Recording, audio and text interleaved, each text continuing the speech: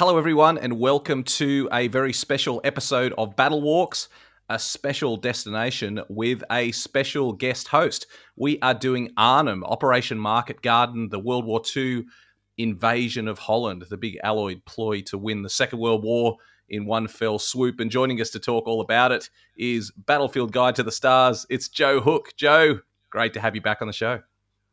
Thank you. Thanks. It's great to be back on. Looking forward to talking with you, Matt.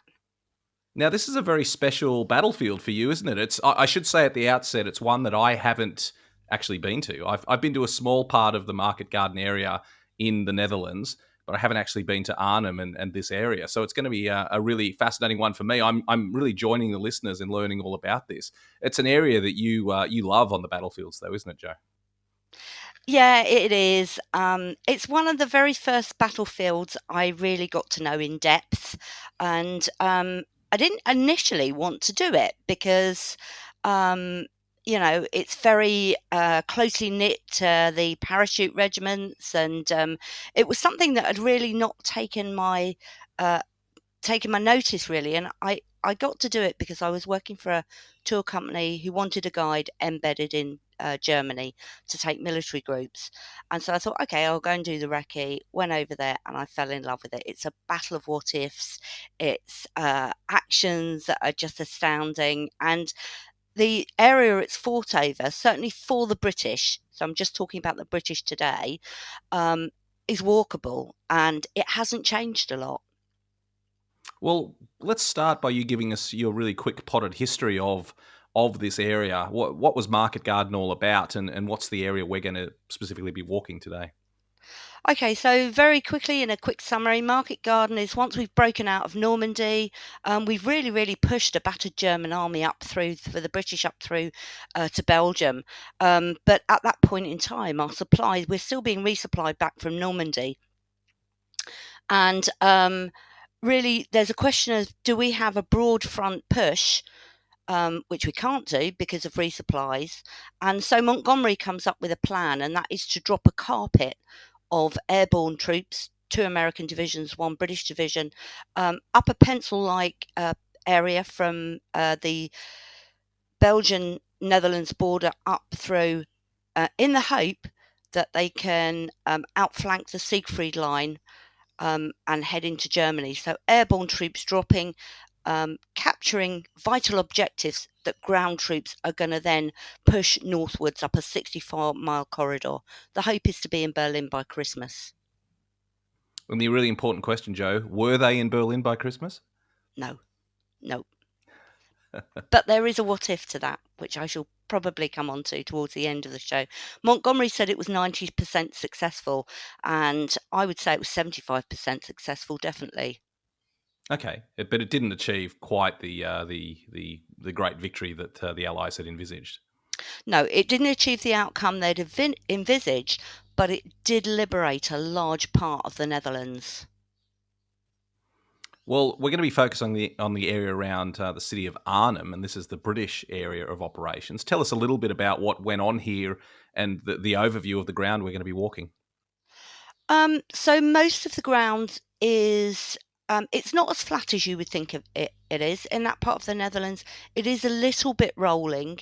Um, it is the furthest most objective, and we had 3 airborne divisions. So from south to north, 101st American Airborne Division would drop in the area of Eindhoven, which is the southernmost point. It's not far from the Belgian border, and then moving northwards, you would have the 82nd, um, and right up at the top of Arnhem, you have the 1st Airborne Division.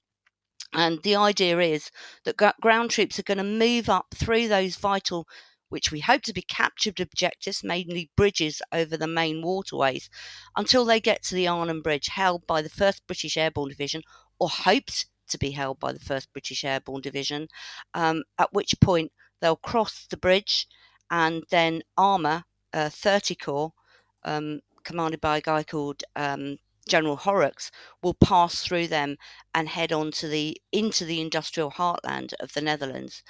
It's hoped that the 1st Airborne Division are going to be holding that bridge at Arnhem, but they have various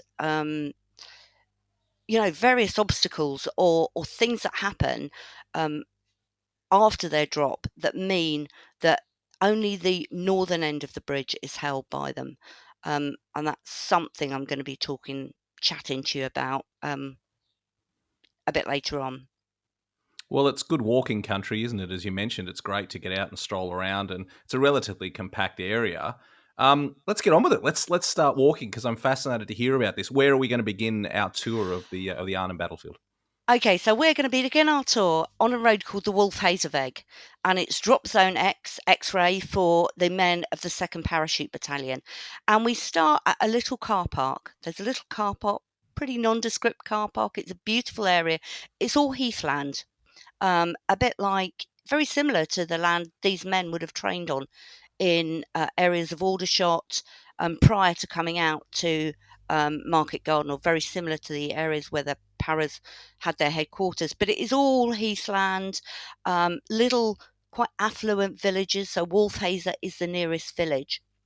And right on this spot that we are stood, it's like a car park, just a little pull-in.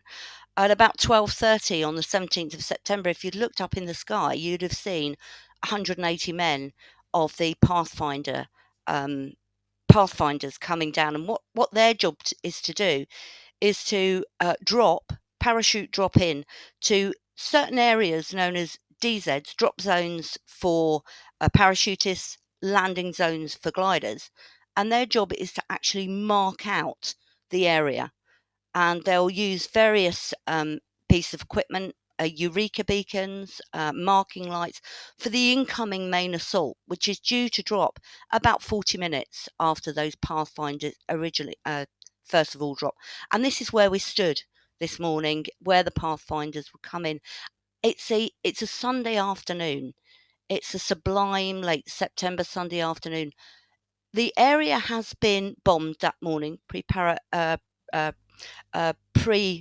bombardment, and so the area has been bombed. The asylum, which we would walk through, which is by Wolfhazer, that is bombed, and about 80 of the inmates from the asylum are killed in that bombing. It's a softening up raid.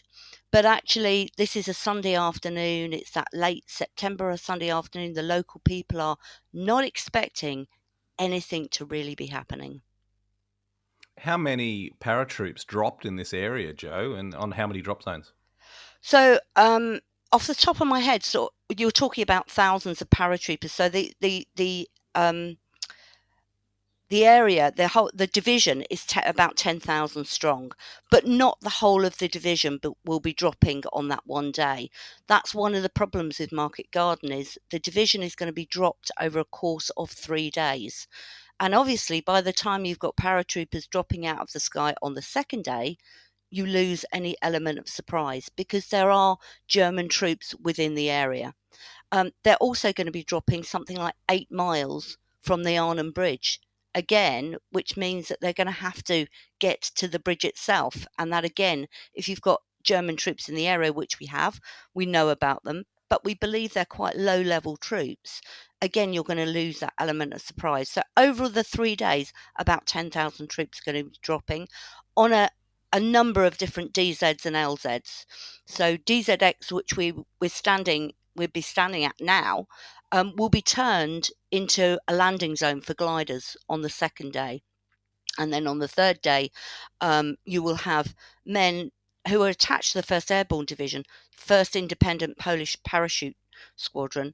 They will also be dropping in. And the idea is they're going to be dropping their paratroopers dropping at the southern end of the Arnhem Bridge, while their gliders will be dropping north of Arnhem. The whole idea is over 3 days, they are all going to move towards Arnhem and provide a major defensive perimeter at the bridge. But it doesn't happen like that. So the concept basically is that the paratroops will capture key objectives and then hold onto them and wait for the land forces to arrive, because obviously one of the issues with paratroops is they can drop infantry with their light weapons, but they can't take any heavy weapons with them. Is that a fair assessment? Yeah, that's a really fair assessment. And for the 2nd Parachute Battalion, they have got the 3 main objectives. And the 3 main objectives that they are earmarked to take are the railway bridge in Arnhem on their route into Arnhem. So now they're about 8 miles away from their, it's about 8 miles away from their first objective. Their first objective is the railway bridge. It's been earmarked. We've seen it on the maps. The second objective is a small pontoon bridge that sits today just about a kilometre east, say a bit less than a kilometre east of the main Arnhem Road Bridge. And then also their final objective is the main Arnhem Road Bridge itself. And that is the objective for 2nd Parachute Battalions. The other parachute battalions, the 1st and 3rd, who will be dropping on the same day, so dropping in the area just where we are stood, their objective is to make their way on routes that run parallel to the 2nd Parachute Battalion towards the bridge. Everything is dropped in the west, pushing, I never get this right, the west pushing eastwards towards the bridge, but their routes will run parallel to each other, given code names Tiger, Leopard and Lion. And the idea is that 2nd Parachute Battalion have got the objectives of the bridges, but the 1st and 3rd Parachute Battalions are going to be moving with them, running parallel, but eventually will form that whole defensive perimeter. And then you've got your air landing men who come in on the gliders. So the glider pilots for the British, they will, once they land, they will revert to an infantry role. So our glider pilots did, as opposed to the Americans. And then you have got the air landing brigades, all coming in by gliders, the King's Own Scottish Borderers, 2nd South Staffords and the 1st Border Regiment, again, will be part of that defensive perimeter. So you've got a huge amount of troops, but as you say, lightly rolled and lightly armed.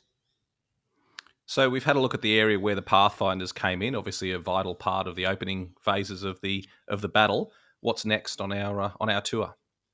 So the next part on our tour is a really key spot, and it's one of the places I think everybody goes to. If you're down in Arnhem on the commemorations, everybody will go to a place called the Culvert.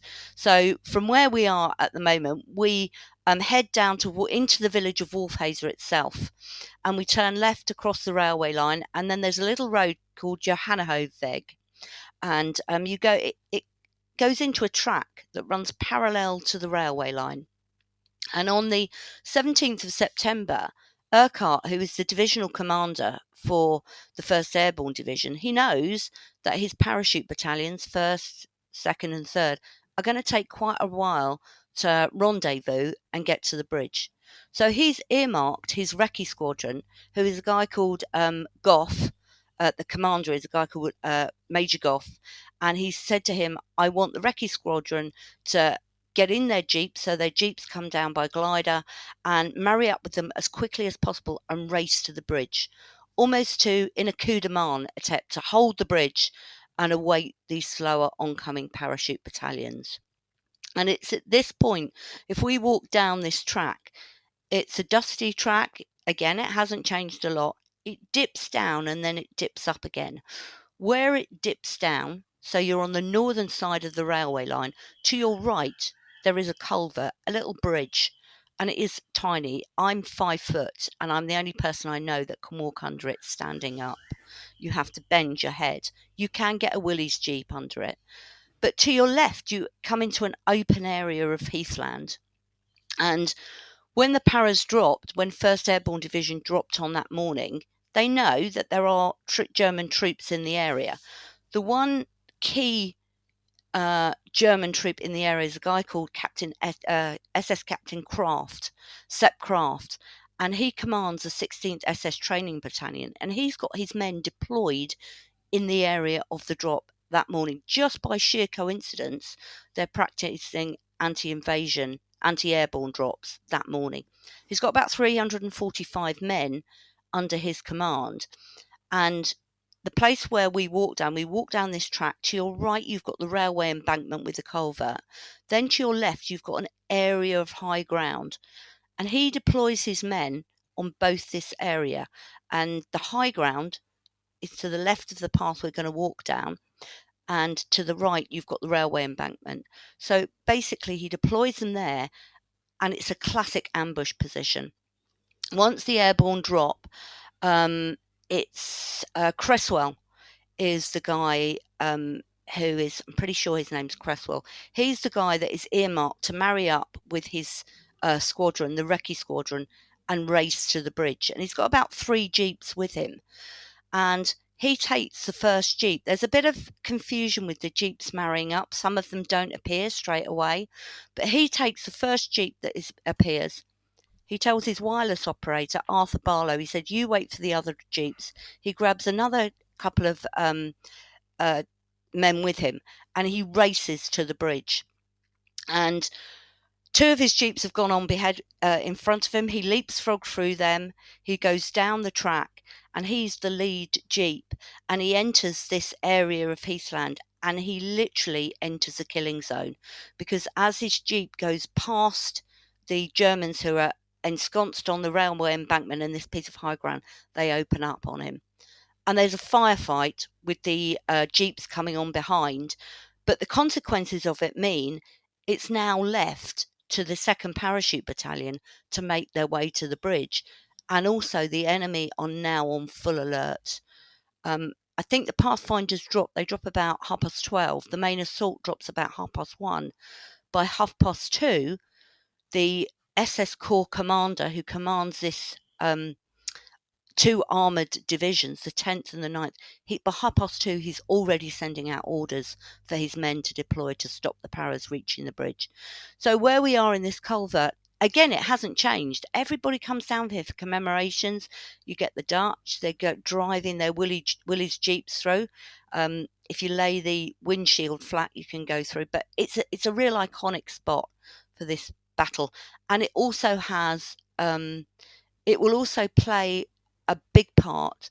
After all defence at the bridge fails, the 1st Airborne have to drop back into a pocket of land known as the perimeter, or the Hexenkessel, the Witch's Cauldron. And one of the only ways of getting over that railway embankment or underneath it safely is via this culvert. And so this is a number of days after, when all defence at the bridge has fallen, we drop back. The Germans are pushing us back into a pocket. Think of Dunkirk being pushed back into a pocket which they hold, and loads of troops try and get under this particular area. So it's an iconic part of the battlefield. Sounds unbelievable. I'm looking forward to getting over there, Joe. What's next on the tour? So next, we then, because we are following 2nd Parachute Battalion, we have to kind of backtrack a little bit.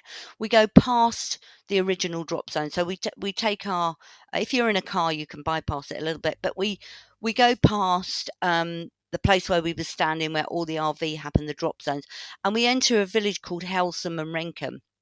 And this is really where, in the village of Helsum, is where Lieutenant Colonel John Frost, who commands the 2nd Parachute Battalion, he has his rendezvous. So he's getting all his men together, and he will use bugle calls to rendezvous. Now, if you watch A Bridge Too Far, the film, iconic film, you'll see that they talk about radio crystals and all that. That's a little bit not quite correct. Communications at Arnhem was difficult. One of the reasons it was difficult is because of the ground there. Even up until the 80s and 90s, the Dutch people living in the area had problems tuning into their televisions because of the ground. Also, you put a radio, any type of radio, into a glider or a man pack where you carry it in a backpack, and communications are going to be difficult because communications, or sophisticated radio communications, were still very much in their infancy. So as kind of a backup, Lieutenant Colonel Frost has said, okay, I'm going to rendezvous, I'm going to call all my men in on a bugle call. And he has a bugle with him. That bugle can still be seen in the Hartenstein Museum in the village of Oosterbeek. But he calls all his men, they rendezvous, and this is about 3:00 in the afternoon. They do hear machine gun fire in the background, but Frost knows his objective is to get to the bridge. And very soon after, about 3:00, they start making their way along what was known as Route Lion. It's a road called the Benenden Dorpsweg, which they eventually drop down to, which is the closest road to the Rhine, the lower Rhine. And they will be making their way along the Rhine to their first objective. And their first objective is to be undertaken by Major Dover from C Company. So, what is there to see in this area, Joe, that reminds us of what was going on during the war? So you go through a beautiful affluent area of Dorweth, wooded countryside, and the first real significant place you come to is a place called the name escapes me now. Let me think. It's a piece of high ground, and it is literally just gone out of my mind. But it's a real piece of high ground that overlooks the Lower Rhine. It'll come back to me in a minute. But this is again another iconic area. It's the one piece of high ground that was vital for the British to hold. And there's a cafe on there now, and you can literally look down onto the Lower Rhine, and you can see all the way back to Nijmegen. And Nijmegen is where the 82nd Airborne Division were. And it just gives you a real good overview of how close 30 Corps, when the ground troops, when they came up towards Arnhem, how close they actually got. And at this area, let me think about what's it called. No, names just escaped me. But you can also see where once the British have been pushed into this pocket, this is the eastern side, the eastern, western, let me think.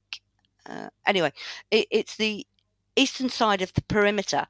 And when the British have been pushed into this perimeter pocket, the Dorsets try and reinforce there, the Polish try and reinforce there, and they have to reinforce across the Rhine.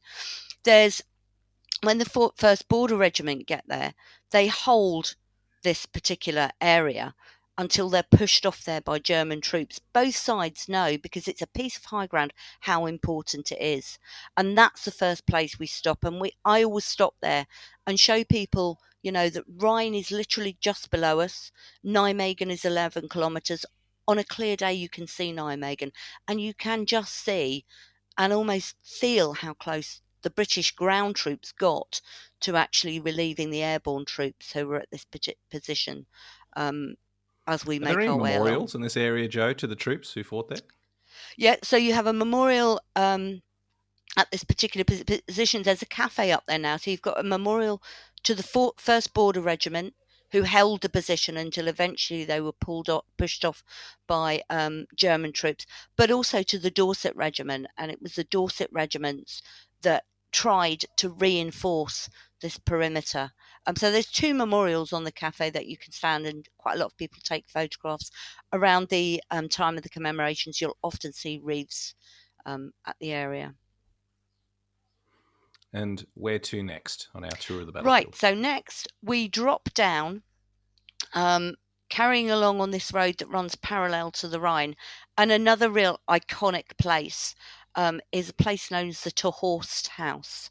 Now, for those of you or anyone that's watched A Bridge Too Far, you will have seen Kate de Horst. She's played by Liv Ullmann in the film. And Kate de Horst was a Dutch woman living in Oosterbeek at the time of the drops. She had her children still living with her.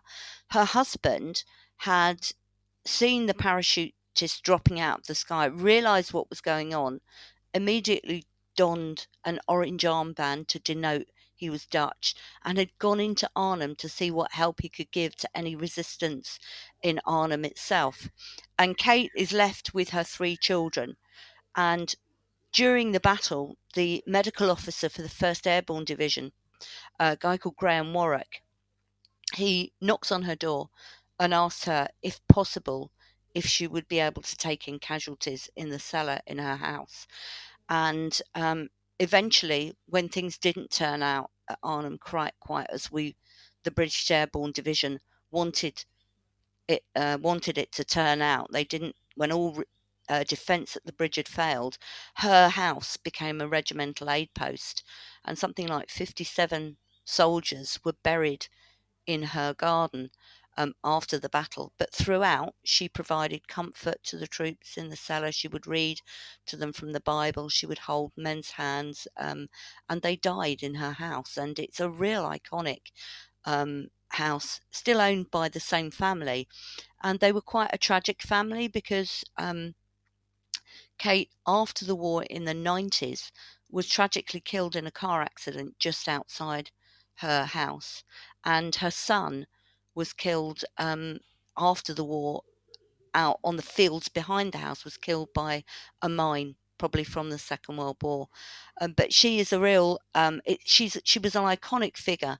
And to the men of the 1st Airborne Division, her daughter Sophie, who still lives in the house, and who I've met Sophie, they will open up their gardens generally to the men from the 1st Airborne Division, to visitors, even today. And she has memorials in her garden. Although I would sort of say, to caveat that, they are quite a private family, and you do sometimes get people sort of trying to enter the garden without permission, so you have to be quite careful. The house, though, also sits next to the old kirk, so old church, and it was the oldest church in the Netherlands at the time. It goes back to the 13th century, and the paras would have gone past it. And here on the second morning, the 18th, some of the guns were just by the church. You've got a wall. You'll see a wall surrounds the church, and the guns here were placed from the artillery. They had gun emplacements there. I think it was 70mm pack howitzers, and they were able to actually fire onto the bridge. So the gunners, they had really good communications. They had about the best communications, but there was a gun battery placed here. Their code name was Mike 1, and when the bridge at Arnhem was attacked on the 18th of that morning, they were able to fire onto the bridge. There is nothing of the guns there, but you can actually see the position where they were put there. It's a fascinating area, Joe. I mean, how much, you've mentioned a couple of buildings that are iconic in the history of the fighting. How many of those buildings still remain? Or was it an area that we should think of like the First World War, where everything was razed to the ground? Loads of the buildings still remain. One of the things that most guides do when we go out is we do then and now photographs, and you can get really, really good then and now photographs. I mean, the church was pretty much destroyed. The spire was knocked off it. Houses were damaged. But generally, the whole area around Oosterbeek, you can bring up a photograph of what it looked like during the battle. I mean, windows were knocked out and buildings were damaged, but they have been built to what they looked like before. So there's a lot of the area you can see that is very what it would have looked like during the battle, and you can still see battle damage and scarring. The church itself is pockmarked with battle damage on it. Well, we've walked past the church, and where are we heading to next? So as we walk past the church, we're going to walk past a fork in the road. It's actually a track. And this is the first point that we've reached the first objective. In the distance, you can see the railway bridge. And this is the objective C Company, led by a guy called Major Dover. And they peel off from the main route of advance. So the 2nd Parachute Battalion, plus elements of the 1st Parachute Brigade, are making their way to the bridge. They Major Dover peels off, and together with his company of men, they get up onto the railway bridge itself, onto the railway line. And because they've been fairly oofing it down to the towards the Arnhem Bridge, they stop for a moment, drop their packs, and just stop and take a breather. And it's probably a good job they do, because the whole of the railway bridge goes up. It had been charged for demolition. Those charges had gone up, and right where they are, there's no way they can now get over the railway bridge south in order to run parallel on the other side of the Rhine to reach the southern part of the main road bridge.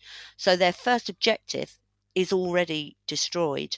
But as we move down the road, we go underneath the railway line, and there's a story as you go underneath the railway line.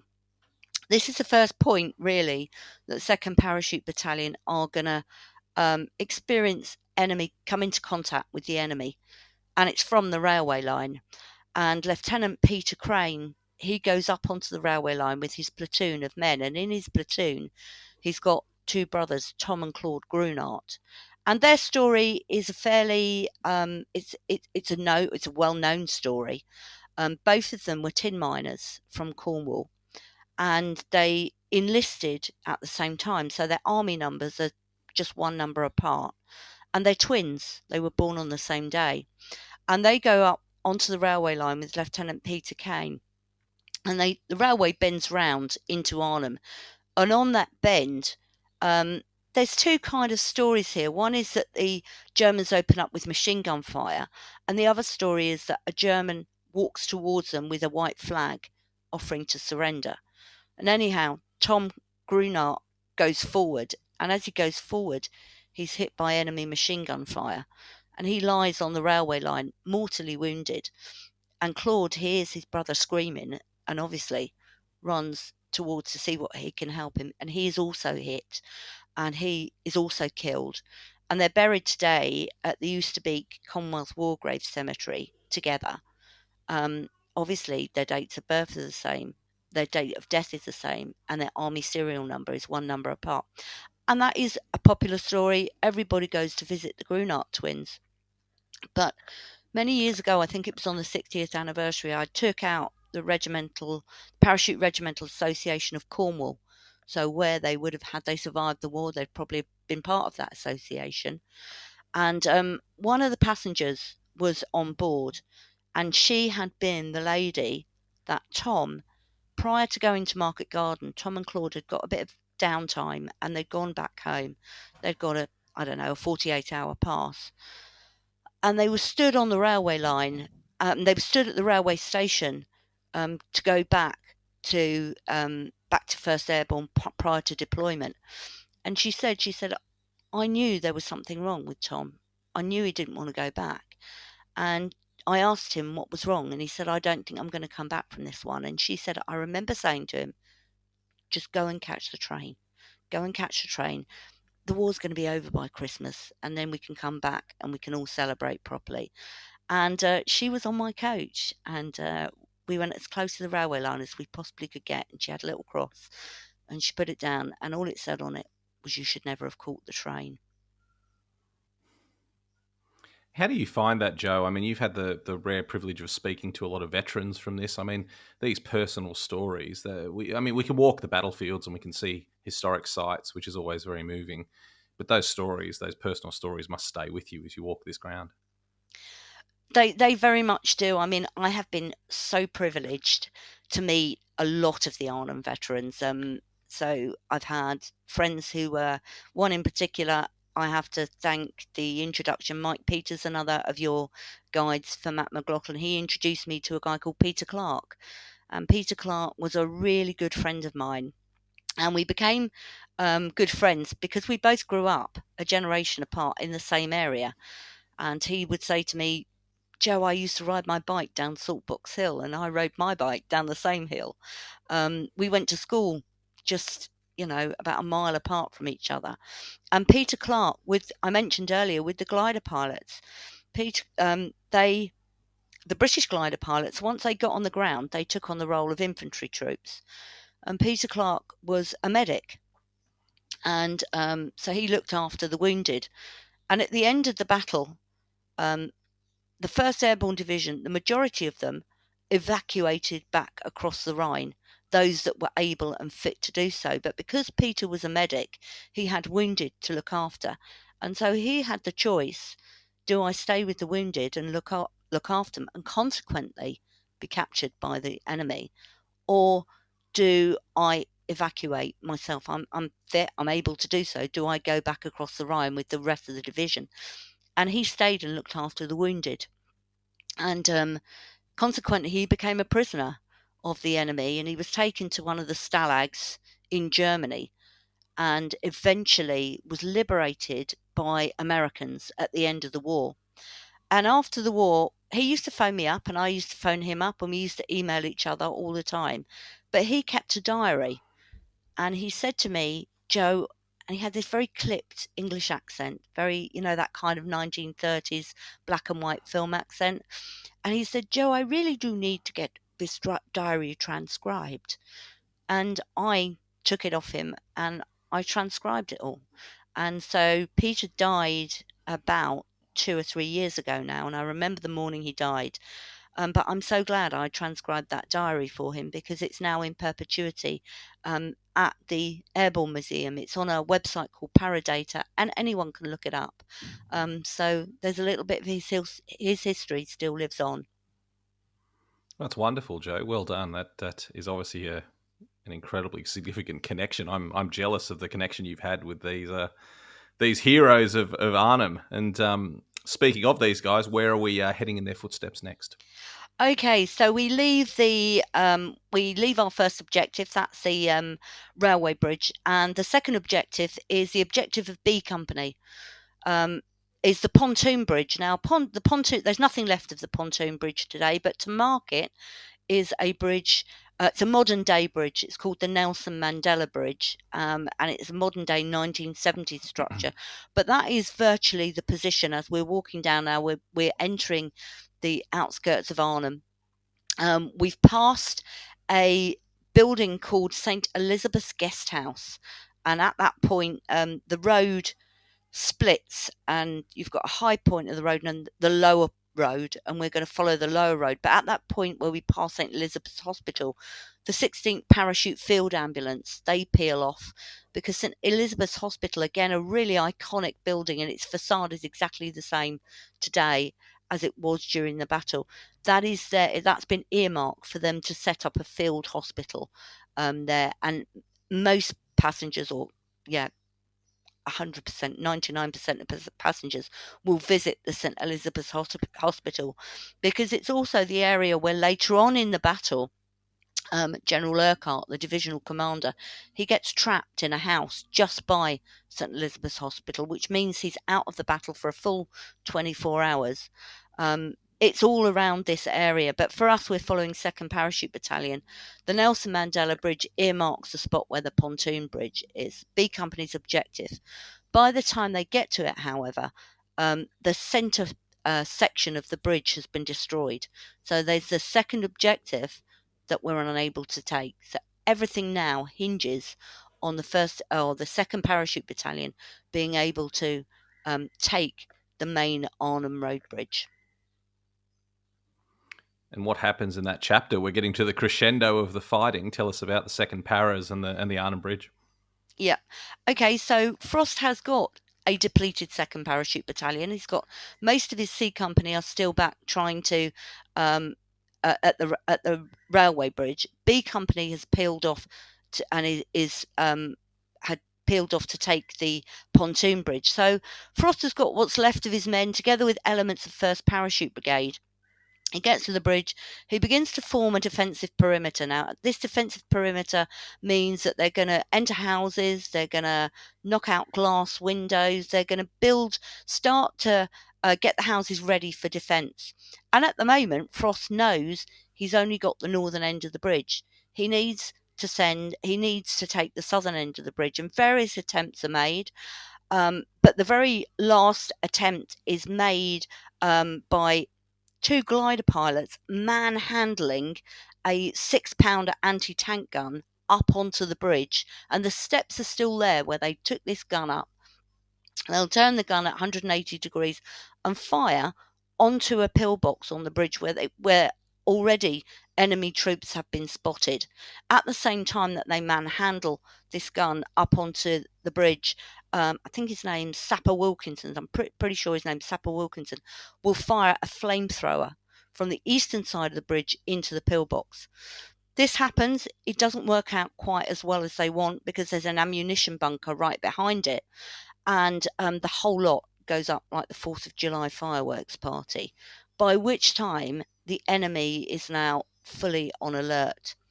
Prior to the 2nd Parachute Battalion getting to the Arnhem Bridge, though, a deployment of German troops at about 6 o'clock that night. 2nd Para gets there about about 7, 8 o'clock at night. But about 6 o'clock, a deployment of the 9th SS Reconnaissance Battalion had been ordered to go down to Nijmegen. They're commanded by a guy called Victor Grabner. And on the second day, so the British get there on the 17th, they form their defensive perimeter on the 17th. But on the morning of the 18th, Grabner, having gone down to Nijmegen, having done his recce down there, is sitting at the southern end of the Arnhem Bridge, surveying the British positions at the northern end of the bridge. Now, nobody really knows whether he's been awarded the Knight's Cross only 24 hours before, whether he sort of thinks, right, okay, I'm going to take out the British positions myself in a gung-ho attempt to do so, or whether he's trying to get back to his own headquarters. He's got a number of vehicles with him, lorried infantry and half-tracks. A half-tracks is you've got like it's an open like tank at the back with half of it is tracked and half of it is wheeled. Does that make sense? Armoured vehicles. He's got 22 of these, together with infantry troops. And he looks at the British positions at the northern end of the bridge. And what he knows is the bridge is on an apex, so you go up and over it. He knows that until he gets to the centre of that apex, he's got a bit of cover. And he sends his two lighter vehicles through first, and they go through past the British positions, and they manage to weave in and out of mines that the British have placed on the northern end of the bridge. And with almost sort of like a drop of his hand, he signals the start for his heavier vehicles to go across the bridge. The British who are at the northern end of the bridge, the first they're aware of anything is the bridge begins to kind of judder with this heavy armour starting to go across it. And initially, they think this is 30 Corps. So the British armoured troops coming up to rescue them, it's not 30 Corps. It's Grabner's men and his attack. And the British are told to hold their fire. They're in buildings that overlook the bridge ramp. So they have got the advantage of being able to look down on anything crossing that bridge. And initially, they hold their fire. And they wait until Grabner's vehicles get into a killing zone before they open up. And they open up with absolutely everything. Bren guns, grenades, rifle fire, Sten guns, all being fired on these half-tracks. The lead half-track, the driver balks, stops his vehicle, slams it into reverse, and reverses it back into the second half-track. And both of them fall off the eastern side of the ramp and are taken out by the paras in the buildings on the eastern side of the ramp. And literally, as the half-tracks come to a halt, burning oil starts to spew across the bridge itself. This catches fire. A lot of the enemy troops, seeing that they're being fired on by the British from above them, and some of the British are throwing grenades into the open compartments of the half-tracks. Many men will jump into the Rhine as a way to get out of the British killing zone. Major Dennis Mumford, he's the artillery officer at the bridge. He calls in the guns that are back at the church. He calls them in with their call sign, Mike 1. They begin to fire onto the bridge. And there's this huge attack that will last most of the morning of the 18th. By the midday on the 18th, the attack has been petered out. And the British are jubilant. You know, this is a high moment in their defence at the northern end of the bridge. But what it means for the Germans is that Arnhem Bridge is blocked, completely blocked. They cannot deploy armour further down south, down that corridor, to stop the British ground troops advance or the American airborne divisions. It's a fascinating story, Joe. And can you feel that history when you go to the bridge? Can you stand on or near the bridge and get a good understanding of what happened that day? You can, to a point. You can, if you have a good guide. You can, if you have a lot of pictures. I use a lot of pictures at the bridge because the bridge today, it was destroyed predominantly in 1945. So after the British left Arnhem, the whole of the area of Arnhem was still in German hands, and in 1945, when Arnhem was eventually liberated, a lot of it was destroyed. So those beautiful old Dutch houses, there are still a few of them around the bridge area, but it looks nothing like today what it would have looked like in 45, because it was destroyed. So a lot of the structure there are 1970 structures. If you go into Arnhem town itself, around you've got two churches, St Walburgis and St Eusebius churches.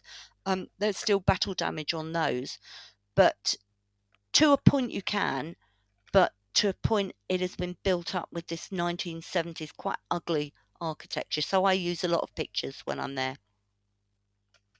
Another battlefield where we need to use our imagination to see exactly what went on, but I think the ghosts always have their way of telling their story. I mean, we're on the bridge now. This is really the end of our journey. I mean, a couple of very tough days of fighting followed, and then it was all over for the British, wasn't it, sadly? Yep, it was. So going into sort of like the 18th and 19th, what the Germans decide to do, once that bridge is blocked, they are literally going to annihilate the British at the northern end of the bridge itself. And the Germans have the advantage of armour.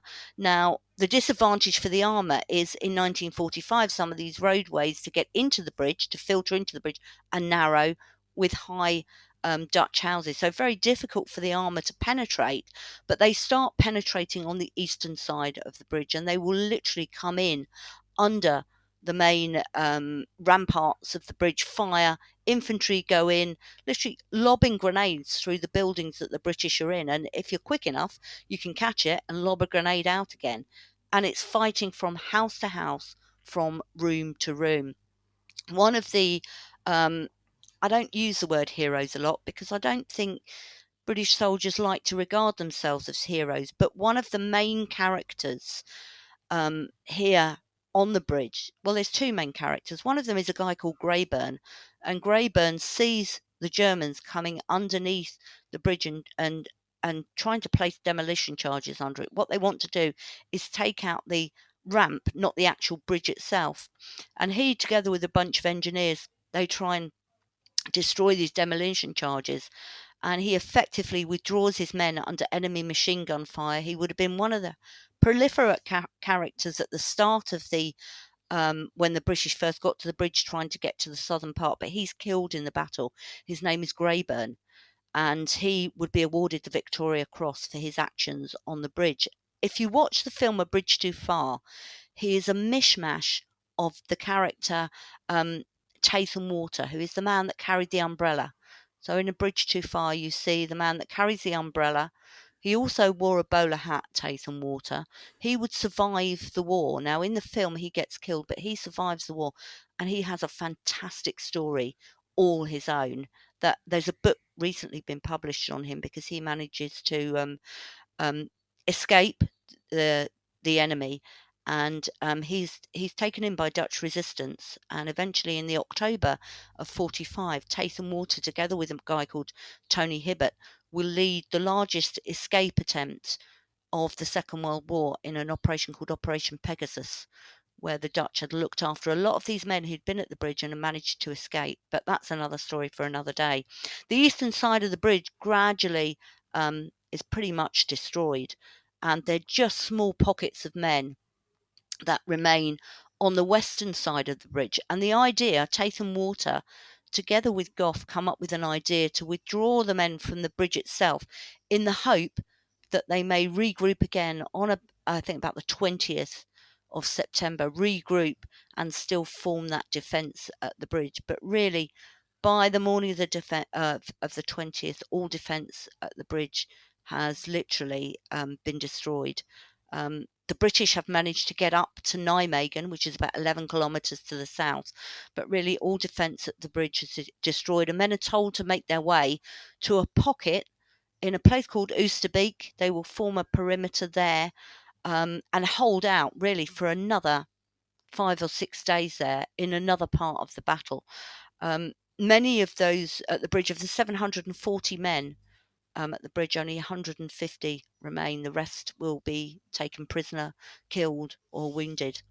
And One of the other little personal stories, if I may just tell you about it very quickly, is another person that I knew very well, and he was called Tony Hibbert. And Tony Hibbert was 1st Parachute Brigade commander. He gets taken prisoner by the Germans. And when I first met him, he said, it was on the commemoration, he said, "Joe, are you going up to Brummen, which is north of Arnhem, as part of your visit to Arnhem?" And I said, didn't really know what happened at Brummen. And I said, well, I wasn't intending to. And he said, well, you really must come. So Tony Hibbert, after the bridge fell, he got taken prisoner, put in a lorry with a number of other troops, and taken up. Originally, they were taken to a place called Velp, which is north of Arnhem, and then on to Brummen. And they're in a lorry, and it's Saturday, it's a market day, and the local people are at the market, and the lorries stop, and I don't know why they stopped, and I don't think Tony ever knew why they stopped. Might have been to replenish water, or for whatever reason. And all the prisoners are taken off the lorry, and the Germans form a guard round them. And Tony Hibbert sees this as his one opportunity to escape, so he leapfrogs through the guard, runs through the local Dutch population, who close behind him. It's market day. They realise very quickly what he's done, closes behind him. And Tony Hibbert will eventually become part of that big Operation Pegasus, escape back across the lower Rhine. What he didn't know was that in reprisal for his escape, the Germans shot 12 British troops, and they have a memorial at the post office at Brummen. And Tony Hibbert took it personally, and he said, I always visit Brummen because I feel personally responsible for the deaths of those men. Now, he died as well quite a few years ago, but I was up in Brummen last year, and we went to the post office, and Tony Hibbert's family still carry out that tradition of placing a wreath at the post office at Brummen. Just extraordinary stories, Joe. The combination of admiration and horror, and it's just incredible stories. It's an incredible battlefield, and as I said, I've only done a small part of the Market Garden battlefield, but I can't wait to get back over there. Perhaps when I'm over in Europe later this year, we'll get a chance to walk it together. But it's a fascinating story and brought to life by these touch points on the battlefield. Thank you so much for just sharing it with us. It's my pleasure. It's a battle that I want to share with everybody because it gets to you. It really gets to your soul.